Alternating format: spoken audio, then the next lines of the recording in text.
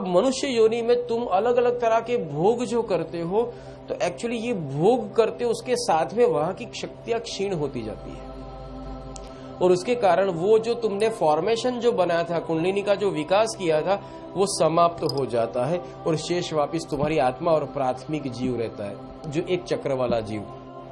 तब उसके 7 चक्र नहीं रहते, और वापिस तुम एक सामान्य टिश्यू बन जाते हो। जैसे कोई एक टिश्यू जीता है, ऐसे टिश्यू का काम क्या है? बस किसी चीज वस्तु का भक्षण करके खुद को बड़ा कराना, ताकि और जीव तुम्हें खा सके, दैट्स ऑल।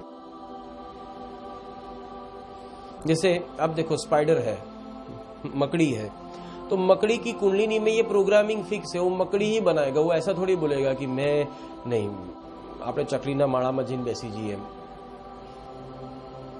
वो मकड़ी को ऐसी बुद्धि आती है कि लाओ मैं, मकड़ी को ऐसी बुद्धि नहीं आती कि लाओ मैं चिड़िया के घर में जाकर आराम से रह सकूं, नहीं, क्योंकि वहां एंटी प्रोग्राम है, चिड़िया उसको खा सकती है। ये प्रोग्रामिंग, अब आप ये सोचो कि काल पुरुष ने ये सब प्रोग्रामिंग कितने बारीकाई से किया होगा। उस मकड़ी ने, मकड़ी को ऐसा थोड़ी है कि बड़ी मकड़ी, उसकी माँ आती है, बोलती बेटा बेटा चिड़ियों से सावधान रहना, ईगल से सावधान रहना, चींटियों से सावधान रहना, ऐसा कुछ भी नहीं सिखाती। इनबिल्ट प्रोग्राम है, उनको पता ही चल जाता है ये मेरा शत्रु है। एक छोटा सा तोता है, मेरे दोस्त के घर में ही जब छोटा सा चूजा था तभी लाया था उसको, कभी घर के बाहर गया ही नहीं है।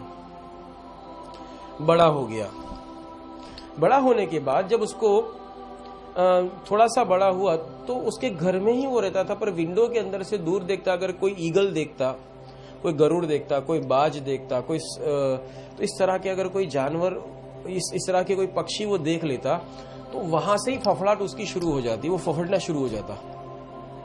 ये बताओ कि इसने अभ्यास किया ही नहीं है गरुड़ों का, या ये जितने भी बाज पक्षी हैं उनका, तो ये संज्ञा उसके अंदर कहां से आई? तो हमें ये सोचना है कि ये संज्ञा उसके अंदर प्रकट किसने की? यह कुंडलिनी ऑटो प्रोग्राम है, वातावरण के संपर्क में आने के साथ ही वो एक्टिव हो जाता है। इसीलिए मैं समझाता हूं, दरअसल तुम नहीं हो, तुम भी एक कुंडलिनी हो। तुम्हारे विभिन्न जो 8,84,000 के चक्कर एवं पूर्व जन्मों के साथ, जो संस्कारों के साथ तुम आज यहाँ पैदा हुए, वो तुम बन चुके हो। कभी कभी तुम खुद को भी प्रश्न पूछते हो कि मैं ऐसा क्यों हूं, मेरा स्वभाव ऐसा क्यों है, मेरी सोच ऐसी क्यों है, मैं लोगों की तरह क्यों नहीं चल सकता। कोई कहता है मैं स्मार्ट क्यों नहीं हो सकता, कोई कहता है मैं अच्छा गान क्यों नहीं सकता, कोई कहता है अच्छा मैं चित्र क्यों नहीं करा सकता, कोई कहता है मैं अच्छा बिजनेस क्यों नहीं सकता, कोई कहता है कि मेरी बुद्धि लंबी क्यों नहीं चलती। इसके पीछे कारण है तुम्हारी कर्मों की माया जाल। इसके लिए आत्मा का रहस्य जो मेरा सत्संग है उसको थोड़ा सुनना, शब्द दाव है उसको थोड़ा सुनना, उसके ऊपर से थोड़ा सा प्रकाश आपको मिलेगा। पर बात यहां पर आ जाती है कि ये है कुंडलिनी।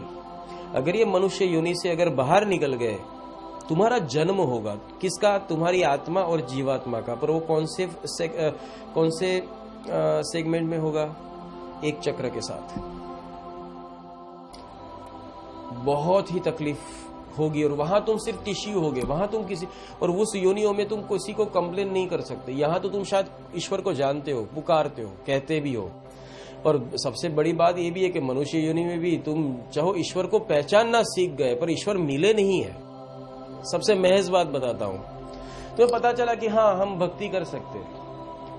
भक्ति करने जब जाते हो तब यही कुंडलिनी और यही काल पुरुष तुम्हें भ्रमित कराता है, तुम्हें एक भी भक्ति में टिकने नहीं देता। लोग कितना धर्मांतरण करते हैं, कितने संप्रदाय बदलते हैं, कितने ज्ञान बदलते हैं, और अगर कहीं एक जगह टिक भी गए, कहीं एक जगह अगर आप टिक भी गए, तो मन वापिस वहां शंका कुशंकाएं करवाता है, द्रोह करवाता है, आपको बाहर निकालता है। इसको कहते हैं मायाजाल।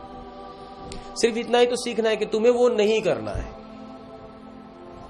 जो मन कहता है वो नहीं करना है। बात आखिर वहीं पर आती है। इसीलिए इस कुंडलिनी को फाड़कर आपको आगे जाना है। फाड़कर मतलब इससे डिटैच हो जाओ।